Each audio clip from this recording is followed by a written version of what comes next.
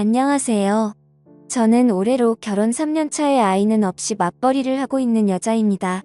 우리 부부는 결혼 전부터 개인적인 성향을 중요하게 생각했고 서로의 사생활을 지켜주기로 약속을 한 상황이었어요. 그런 부분에서 잘 맞았기 때문에 결혼까지 무리 없게 갈 수 있었죠. 연애할 때도 데이트 통장을 따로 만들어서 둘 다 같은 금액을 매달 통장에 모아놓고 그 안에서 사용하며 데이트를 했어요. 결혼할 때도 그런 성향이 이어졌고 양가 부모님께 손 벌리는 게 싫어서 남편과 제가 5천씩 모아서 1억 만들고 그 돈으로 전세 껴서 집도 얻고 혼수까지 다 맞추고 결혼했습니다. 맞벌이를 계속했기 때문에 생활비로 남편과 제가 200만 원씩 통장에 모아서 그 돈으로 대출금 갚고 한 달 생활하고 남은 돈은 부부 공동 비상금으로 모아뒀어요. 200만 원을 제외한 나머지 돈에 대해서는 전혀 터치하지 않기로 합의했습니다. 집도 각자 챙기고 효도는 스스로 하는 걸로요. 어른들은 저희처럼 정확하게 반반 나누는 결혼이 이해가 안 간다고 하시는 분들이 많은데 어떤 면으로는 굉장히 편하게 살 수 있더라고요. 쓸데없이 싸울 일도 없고 감정 소비도 줄어들어요. 서로 배우자 간에 크게 바라는 것도 없고 상처받을 일도 없습니다. 그래도 뭔가 둘 사이가 안 맞는구나 싶으면 나중에 갈라서기도 쉽다는 장점이에요. 아이가 생기면 뭔가 달라지겠지만 남편과 저는 결혼 전부터 아이 가질 생각을 안 했기 때문에 이렇게 사는 것도 나쁠 건 없다고 생각했어요. 결혼식을 몇 주 남겨두고 저희 친정엄마가 암에 걸린 걸 알게 되었어요. 이전부터 위암으로 투병 생활을 하셨는데 이번에는 간으로 전이가 되었더라고요.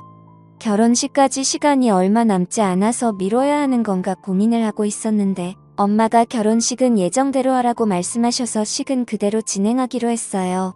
저희 엄마도 제 결혼식까지는 치르시고 일주일 뒤에 수술을 하기로 했습니다. 그러다 보니 신혼여행은 못 갔어요. 제게는 신혼여행보다 엄마의 수술이 더 중요했고 회사의 신혼여행으로 일주일 휴가 낸 걸로 엄마 병관호를 해야 제 마음이 더 편할 것 같았습니다. 그 점은 남편에게는 아직도 미안하게 생각하고 있어요. 하지만 제게는 엄마가 가장 중요한 문제니까 어쩔 수 없었죠. 엄마의 수술 이후로도 저는 여유 있을 때마다 병원과 집을 오가며 엄마의 병관호를 열심히 했어요. 큰오빠와 결혼한 새언니 그리고 친언니와 셋이서 번갈아 가며 엄마 관호를 했습니다. 각자 일을 하고 있었기 때문에 스케줄을 나눠 돌아가며 엄마를 보살폈고 그 과정에서 우리끼리 싸우거나 감정 상하는 일은 다행히도 없었네요. 다만 수술 후에도 엄마의 건강은 크게 좋아지지 않았고 병원에서 퇴원하면서 오빠네 부부가 엄마를 모시고 같이 살게 되었어요. 저와 언니는 그 뒤로부터는 일주일에 두세 번씩 오빠네 집을 방문해서 새언니 살림도 도와주고 엄마 곁에 있어 주었죠. 새언니한테 정말 고마운 게 친엄마도 아니고 시어머니인데 정말 극진하게 모셨어요. 저희가 집에 와 있을 때도 뭐 도와줄 거 없다고 그냥 쉬라고 하고 새언니가 음식이며 이것저것을 다 챙겨주더라고요. 새언니가 친정 부모님 두 분이 모두 안 계셔서 저희 엄마를 친엄마처럼 좋아해주고 딸인 저보다 더 엄마에게 헌신해줘서 항상 고맙고 미안한 마음이 컸습니다. 그렇게 극진하게 모셨지만 엄마의 상황은 점점 안 좋아지기 시작했고 마지막으로 병원에서 3개월 시한부 선고를 받고 2달 만에 돌아가셨어요. 엄마가 돌아가신 지 1년이 넘었는데 아직도 너무 죄송하고 슬픈 마음이에요. 돌아가시기 전에 엄마가 각자에게 재산을 나눠주고 가셨습니다. 엄마가 돌아가시기 전까지 살고 계신 아파트는 오빠가 받았어요. 그때 시가로 4억 조금 안 되는 금액이었고 우리 언니는 시집갈 때 엄마가 1억을 도와준 것이 있는데 그걸로 퉁치기로 했고 저는 시집갈 때 엄마 도움을 안 받았었기 때문에 엄마가 가진 현금 8천만 원을 제게 남겨주셨습니다. 형제자매 모두 엄마 결정에 다 동의했고 가장 고생하고 엄마 모시고 살면서 힘들었을 오빠네 부부가 엄마 아파트 갖는 건 당연하다 생각했어요. 세상에 누가 말기암에 아픈 시어머니를 집에서 모시고 살겠습니까? 언니랑 저랑 아무런 불만 없이 좋은 마음으로 엄마의 결정에 따랐습니다. 그런데 엄마 돌아가시고 나서 저를 위로해줄 줄 알았던 남편은 재산 분할에 아쉬워하더라고요. 형님이 그렇게 많은 재산 한꺼번에 독식하셨으면 언니는 뭐 우리한테 5천만 원 정도는 더 나눠줘야 공정한 거 아니냐면서 결혼할 때 장모님께서 아무것도 안 해주시지 않았냐고 말하길래 너가 우리 엄마 아플 때 한 게 뭐가 있냐고 싸웠어요. 남편과는 결혼하자마자 신혼생활다운 신혼을 하지 못했어요. 제가 남편과 신혼집에 소홀할 수밖에 없는 상황이었고 부부끼리 데이트도 한번 제대로 못하고 신혼 2년을 그렇게 보냈어요. 저는 일주일에 이틀 이상은 엄마 집이나 오빠 집에서 간병을 하며 보냈었고 나머지 날은 집에 오더라도 밀린 집안일을 하고 몸과 마음이 지쳐서 남편을 봐줄 상황이 아니었죠. 당연히 남편에게 항상 미안한 마음을 갖고 있었는데 그런 상황에서도 제가 정말로 남편에게 서운하다고 느낀 점은 간병하고 집에 돌아오면 집안일을 처음에 딱 정해놓은 대로 해놓고는 손대지 않더라고요. 그 주에 제가 설거지 당번이면 남편은 제가 집에 돌아오지 못하는 상황에서도 절대 설거지를 하지 않았어요. 자기가 그릇을 다 사용해서 더 이상 쓸 그릇이 없으면 배달을 시켜 먹는 한이 있어도 제가 해야 하는 집안일은 손대지 않더라고요. 빨래건 청소건 모두 마찬가지였습니다. 그래도 그 정도는 원래 반반씩 순번 정해서 하기로 한 상황이라서 이해하고 넘어갔는데 지금 와서 서운한 점은 우리 엄마 그렇게 아플 때도 장모님 맛있는 거 사드리라고 말 한 번 하는 걸 못 들어봤어요. 2달에 한 번 정도는 엄마를 보러 왔었지만 올 때 죽 한 번 사온 적 없었고 차려주는 밥이나 먹고 가는 모습을 보면 때려주고 싶은 적이 한두 번이 아니었어요. 어차피 내 엄마고 남편이 엄마를 얼마나 봤다고 제가 그런 걸 바라나 싶어서 꾹꾹 참았는데 똑같은 처지의 새언니가 그렇게 엄마한테 잘하는 걸 보고 있으면 남편에게 서운한 마음이 자꾸 들더라고요. 그런데 엄마 돌아가시니까 오빠네 부부에게 준 아파트가 그렇게 아까웠나 봐요. 어차피 유산으로 내가 받는다고 해도 그 돈은 너 줄 거 아니니까 신경 쓰지 말라 했더니 그 뒤로 아파트 이야기는 꺼내지 않았지만 남편은 8천이나 꽁돈 생겼으니 저보고 크게 한턱 쏘라는 정신 나간 소리를 하더라고요. 그 말 듣고 충격 먹어서 엄마 돌아가신 게 로또 당첨된 것도 아닌데 너는 무슨 말을 그따위로 하냐고. 나중에 시부모님 다 돌아가시면 우리 그 돈 받아서 유럽 여행 가자고. 언제 돌아가실지 모르니까 빨리 여행 계획 짜자고 말하면서 엉엉 울었더니 남편이 아차 싶었던지 미안하다고 사과하더라고요. 자기가 생각이 짧고 말 실수했다고 싹싹 빌며 사과하는데 마음이 풀리지 않았어요.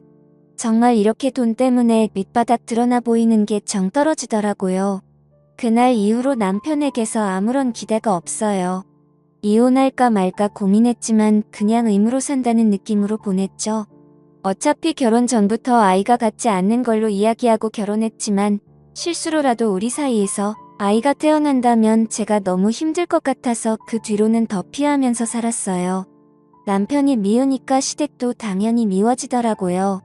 기념일 명절 공휴일에 다 약속 있고 바쁘다는 핑계로 시댁에 가지 않았습니다. 남편도 그렇고 시댁에서 불만이 많았던 걸로 아는데 저는 모르는 척 안 들리는 척 해버렸죠. 괜히 이제 와서 시댁 식구들에게 점수 딸 이유도 없었으니까요. 그런데 며칠 전에 남편이 맥주 한 잔 같이 하자고 해서 집에서 술을 마셨는데 시어머니가 얼마 전 받은 건강검진에서 유방암 진단을 받으셨대요. 돌아가신 친정엄마 생각나면서 순간 아찔하더라고요. 하지만 다행히 초기에 발견되었고 수술하면 괜찮아질 거라고 해서 다행이다 싶었는데 남편이 갑자기 자기 엄마 병 간호를 저보고 해달라 하더라고요. 남편은 미르형이 하나 있는데 미혼입니다. 정확하게는 예전에 일찍 결혼했다가 이혼하고 그 뒤로 쭉 혼자 살아요. 그래서 집안에 여자도 없고 병수 밟을 사람이 저밖에 없다네요. 시아버지가 도와주실 거라고 저랑 시아버지랑 둘이서 번갈아 하면 된다고 하더라고요. 일하면서 병간호하는 게 힘들면 생활비는 자기가 다 낼 테니까 그만두고 병간호만 해줬으면 좋겠다고 하는데 어이가 없어서 웃음도 안 나왔습니다. 너가 왜 직접 안 하고 나보고 해달라고 해? 아들은 병 간호하면 안 돼? 내가 너보다 돈을 못 버니 능력이 없니? 내가 왜 일을 그만두고 너네 엄마 병 간호를 해야 하는데? 남편 말에 저도 화가 나서 막 쏟아내 버렸어요. 제가 친정 엄마 병 간호를 많이 해봤기 때문에 잘할 수 있을 거라고 하더라고요. 남편에게 웃기는 소리 하지 말고 내가 우리 엄마한테 한 것처럼 너도 일하면서 간호하던지 아니면 일을 그만두고 시어머니 간호하라고 이야기했어요. 생활비 200만 원 주는 거 달라 소리 안 할 테니까 괜히 시어머니 병수발 들게 할 생각하지 말라고 했더니 자기는 할 줄 몰라서 못한답니다. 누구는 병수발하는 자격증이라도 따서 한 줄 알겠어요.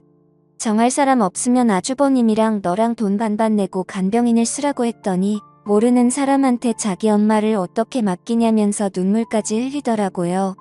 그 모습을 보면서도 하나도 불쌍하게 느껴지지 않았어요.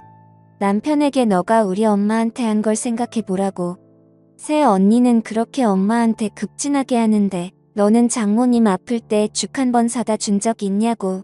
차라리 내가 시어머니 병간호를 할 바야 우리 새 언니 아프다고 하면 내가 직접 간호해 줄 거라고 말했더니 저보고 못돼 처먹은 년이라고 쌍욕을 하더라고요. 갑자기 남편한테 쌍욕 듣고 머리가 멍해져서 그냥 이혼하자고 했어요. 이혼하고 너네 집 들어가서 살면서 직접 병수발 들고 살아라고 했죠. 남편이 이혼 이야기 듣고 그제서야 정신 차렸는지 간병 안 해도 된다고 자기가 형이랑 간병인을 쓰던지 알아서 하겠다고 말했지만 이미 때는 늦어버렸어요. 예전부터 남편에게 서운하고 우리 엄마 돌아가셨을 때 했던 일들이 다 생각나서 뻔뻔하고 자기 생각만 하는 남편이랑 더 이상 못 살겠다 싶었습니다. 아무리 신경 안 쓰고 산다 해도 시어머니 아픈데 한 번도 안 찾아가 볼 수도 없고 간병을 제가 하고 싶은 생각은 절대 없지만 안 하자니 신경 쓰일 게 뻔하잖아요. 남편과 정말 안 맞는데 이쯤에서 이혼하고 각자 사는 게 맞겠다는 생각이었습니다. 그냥 이혼하는 게 좋겠다고 진지하게 이야기했는데 남편은 어떻게 시어머니 아프다고 이혼하고 도망갈 생각하냐고 저보고 제정신 아니랍니다. 친정엄마 아플 때 남편이 새언니 하는 거 반에 반만 했어도 제가 아픈 시어머니를 모른 척하지는 않았을 거예요.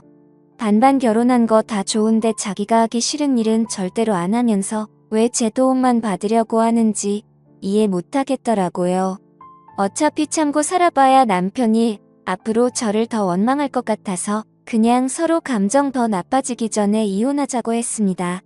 아이도 없고 복잡하게 나눠야 할 재산도 없으니 지금 그만하는 게 맞다 싶었어요.